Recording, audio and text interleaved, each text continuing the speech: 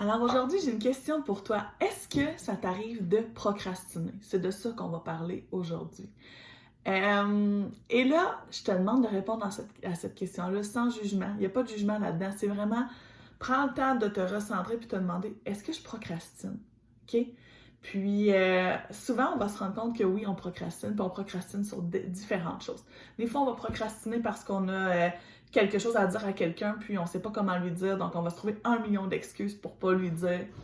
Moi, comme entrepreneur, ça m'arrive de procrastiner aussi dans ma business. Ouais, je vais le faire en me cachant derrière plein de choses importantes que je pense qu'il faut que je fasse, mais qui sont pas tant que ça importantes finalement, puis qui sont juste une forme de procrastination. Par exemple, prendre 1 million de formations. C'est super bon des formations parce que ça nous permet de grandir, ça nous permet d'apprendre des nouvelles choses. Puis moi, apprendre, ça fait partie de mes forces. J'adore apprendre. Donc, c'est super bon de suivre des formations. Mais des fois, ça devient une sorte de procrastination. Quand on en prend tellement que ça nous empêche de passer à l'action, en fait, que ça nous empêche de faire notre travail qu'on a à faire, d'être vu.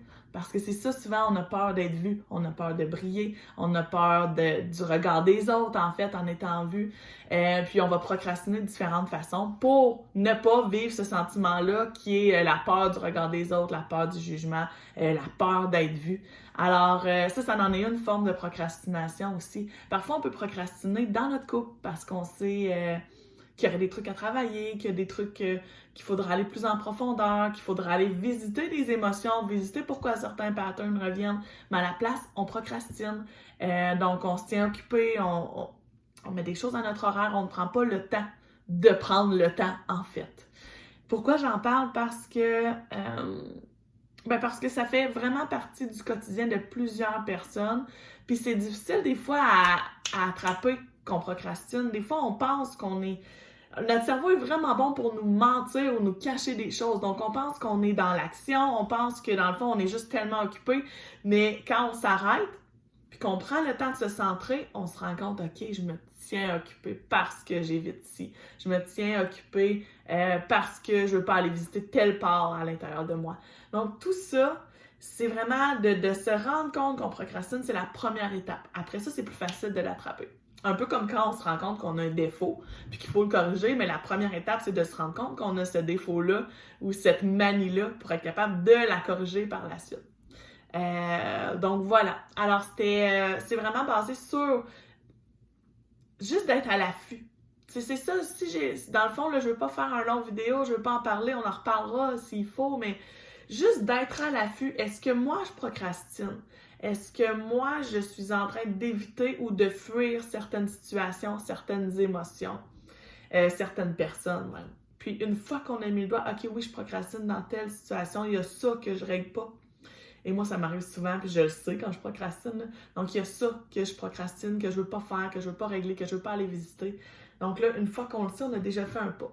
Et après ça, quel pas on peut faire? Comment on peut faire pour procrastiner un peu mieux?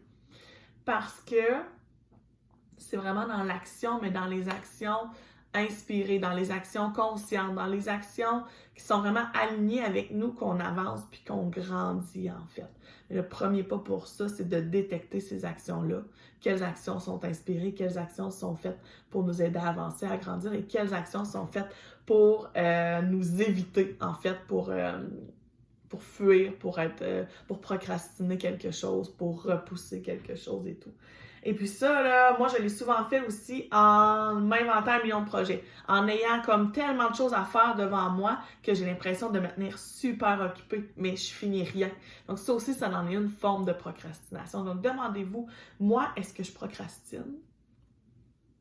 On peut procrastiner en écoutant trop la télé aussi, donc il y a différentes façons de faire. Donc demandez-vous, moi, où est-ce que je le fais ça?